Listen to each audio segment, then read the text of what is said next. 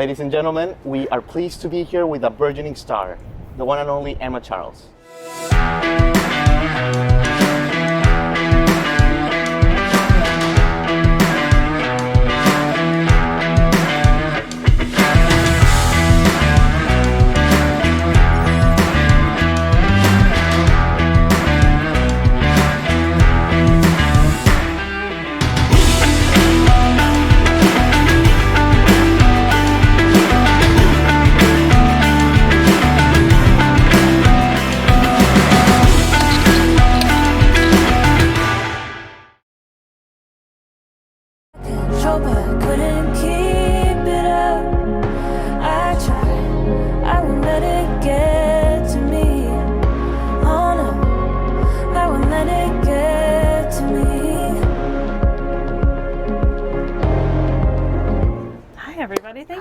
Absolutely. How are you today? I am good. Welcome to Nashville, Tennessee. Thank you. You brought the good weather. Here. I know. Well, all week I've been here is not so good, but now it's beautiful and I'm happy to be here. Yeah, happy to have you here. I mean, you're like on everyone's, critics love you, fans love you. Billboard mentioned you as like the best like emerging artist to watch like in 2020. You're like on critics list, man. I hope so. I mean, we're trying. Yeah, we're exactly. Certainly trying. I love it. And last year you had a great EP, The Way There. Yeah. Love it. I mean, there's that one song I love, Fog. Oh yeah. Oh my God. Oh, I'm so glad you like that one. So good. Oh, I'm dude. so glad. I like them all, but like that's the one that sticks out. Thank you. And then you also just released a new single as well. I did. You're kind of on a hot streak there. I'm trying. Yeah. Good job, dude. Thank you. Absolutely. So, I do want to get to the new music and the songwriting and all that stuff because you're really damn good. Thank you. But let me start with your early life because it's pretty fascinating. Yeah. So you are from Connecticut, from Westport, Connecticut? Yep, bingo. You're from Westport, Connecticut. Okay. And you come from a musical family, right? I do, yes. Yeah. Yeah, my mom went to Juilliard. She's an opera singer and now a jazz singer. Yeah. My grandma's a voice teacher. My uncle's a musician. Sure. Many generations. So music is in your DNA. Oh yeah. No way around it. No way around it, yeah. So like since you're a little girl, you just remember music in your household? Always. Yeah? Always. Okay. Yeah, I started from when I was like 2 and I would bop around to The Sound of Music and Norah Jones and all these things and then I kind of developed from there and I just loved it from when I was a small human. A small human. Yeah. So like 4th of July is coming up. Like what's like a 4th of July for you growing up in a musical family was like? Oh, like, that's a good question. Well, let's see. I spent most of my 4th of July's growing up in Minnesota in our family's cabin on the lake. And that's the musical side of the family, so it's a good question. Cool. So we always would sing before we eat dinner, and there was like 30 of us, and we watched the fireworks, and there's always music around. And my grandma's adorable. She, like I said, she's a voice teacher, and we would sing, and she loves sing-alongs, and I love it. It's cute. A little celebration. Was there a moment though, like did you always knew that like this was your destiny, or was there a moment that like it clicked? I think it's always been like in the musical realm, but it just it varied in like the type of music. Like I started doing musical theater when I was 6, so I started voice lessons when I was around 6. Started playing piano when I was 5, so it's always been there. But for a while I wanted to do musical theater, and then I realized that I'd rather be singing my own music than someone else's. Okay. And I just fell in love with like the folk pop genre of writing, and sort of in high school, I knew I was going to be a performer hands down no matter what, but it just like, it was theater. I wanted to be an actor for a little bit, which, is something I still want to pursue, but on the side, and then being an artist and a songwriter kind of was the natural evolution from that, and I've never questioned it, never tried anything else, and awesome. That's it.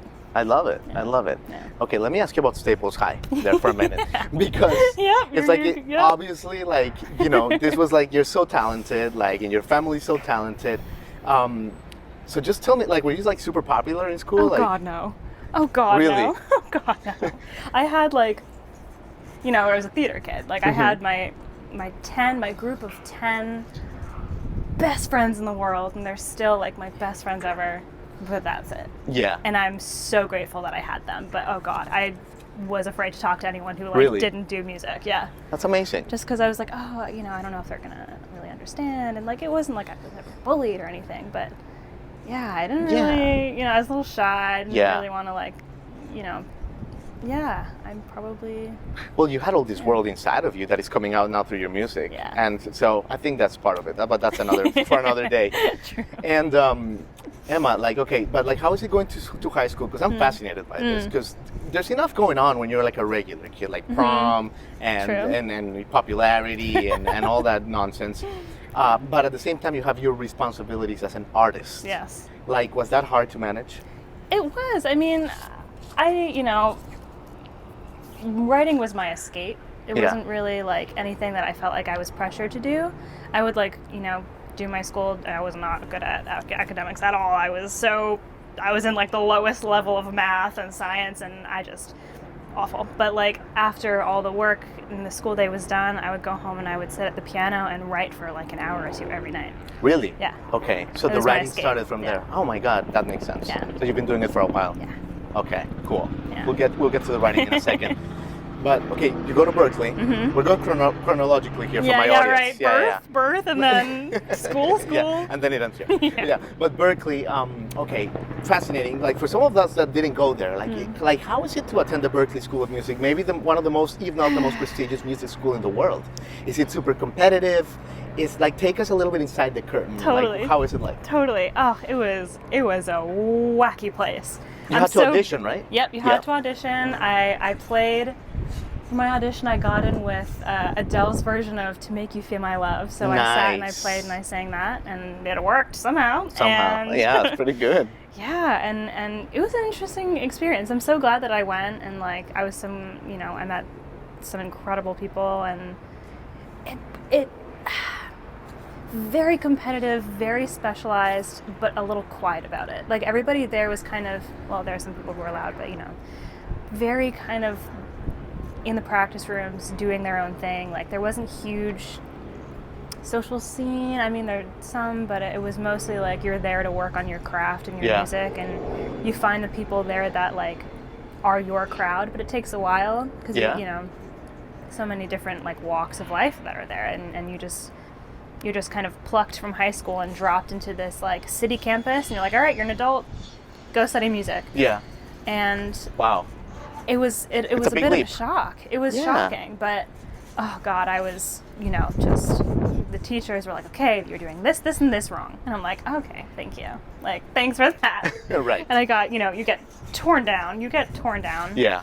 And it took me leaving school to realize that, like, I'm glad that I learned that. And because all your life you were saying, oh, Emma, you're so amazing, you're so perfect. And then that's the first time that someone is like, you can get better, right? Yeah. I mean, a little bit. Yeah. A little bit. I'm always open to criticism, and it's just like it took me learning and then unlearning after school to be confident in my ability. Yeah. I had to get everything wrong, and then leave it to be like, oh, you know what?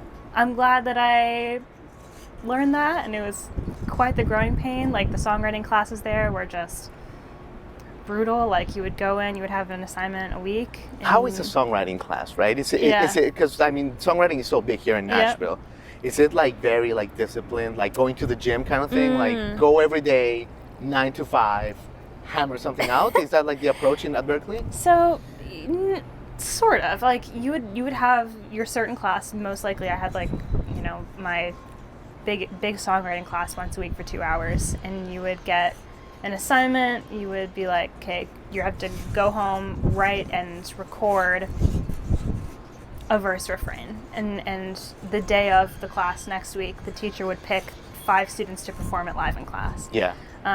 So you have to be ready no matter what. Amazing. Like, so you go home and you do it basically, and you can't really teach art, but there are some criteria that they were able to like score you on. Like, did you do the exact assignment? Did you write a song in third person correctly? Yeah. And it wasn't about this, you're singing bad, or like whatever. It's like the technicalities of it. So it's like, did you do the assignment correctly?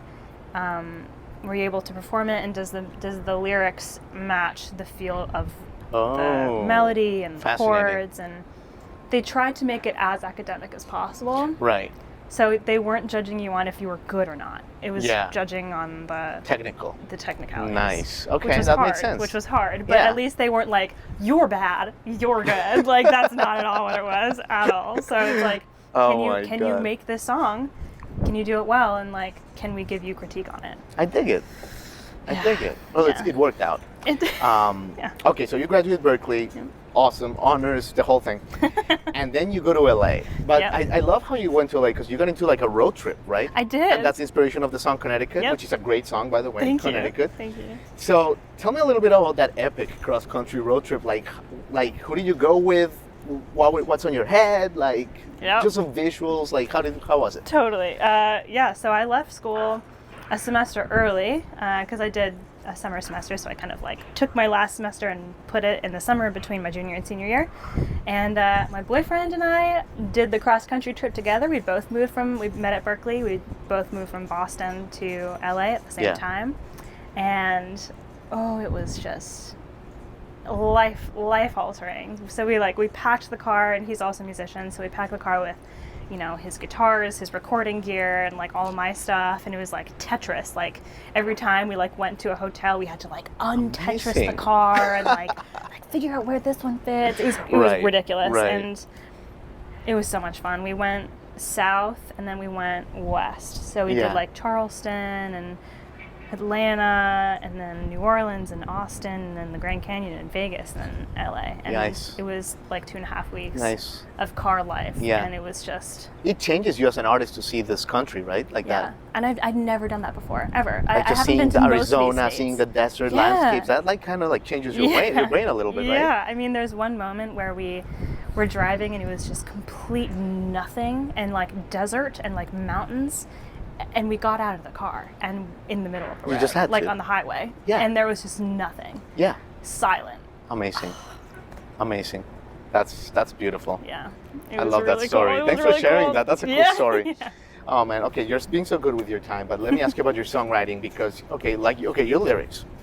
Couple questions about your songwriting. Your lyrics are really like heavy and mature, like in a good way. I mean, I say it as a compliment. Like they definitely make you, us, audience feel all the feels, good. Man. I'm glad. Like your guts, the good, the bad, the ugly. Yeah. Tell me a little bit about like your songwriting. Like when did you start like going into these deep subjects? Yeah, I mean, I sort of never really wanted to write like super happy, like fluffy things. Like my first song when I was 12 was about like, I remember distinctly, it was about the light like guiding you to like this happy place, but like guiding you out of the darkness. And like now I look back and I'm like, woof, Emma, like you're 12, calm down. But like I don't want to write happy things. Like maybe sometimes I'll have a happy song, but like I'm not happy all the time. Why would I want to write a highlight reel of my life when I like the reason why I make music is to like make other people feel like they're not alone.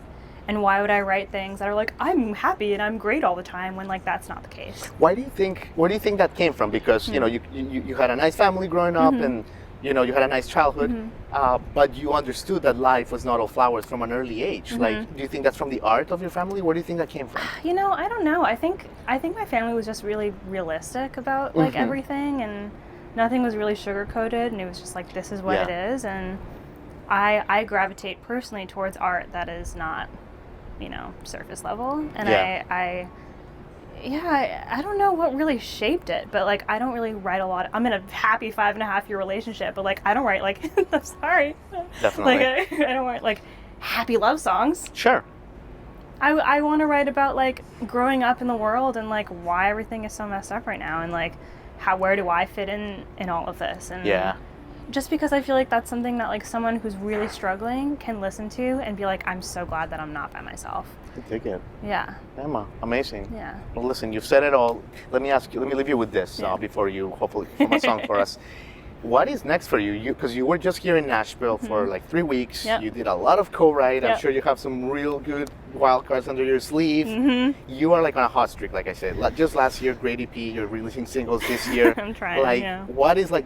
Are you going on tour? Are you releasing your first album? Like, what's the plan? Good question. So I am currently trying to compile an album. I think that's my next step when like touring starts happening. Why is that hard? Like, why the hesitancy? Because you have too many songs, or like to cut it off, or like what's? I want to make it so good and so much a growth and an evolution that I can't just slap songs together and call it an album. Amazing. Like this is my next big stepping stone. Yeah. And I need to sit with them and workshop them and live with these songs and become the most proud I can of these little song babies, and then I'll be able to release it, and that's going to be my evolution of me. And that's how it's going to be. It's going to be awesome. Can't wait, Emma. Yeah. Thanks for joining us. Yeah, thank you for having me. This is great. What song are you going to play for us? I'm going to play Connecticut. Yes! I love it. Yep. I love it. So great. Great. Okay, cool. My name is Emma Charles, and this is my song, Connecticut.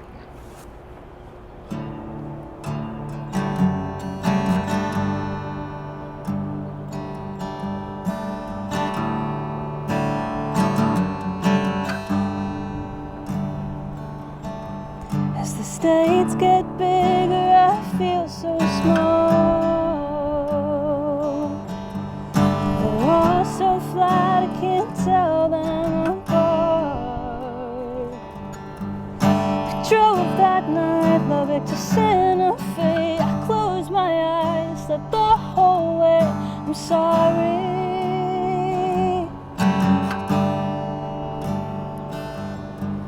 I got out of desert mirage, and my blurry eyes like a lion's jaws. For 2 weeks and nothing left to say, you smiled at me and looked away. Where are we?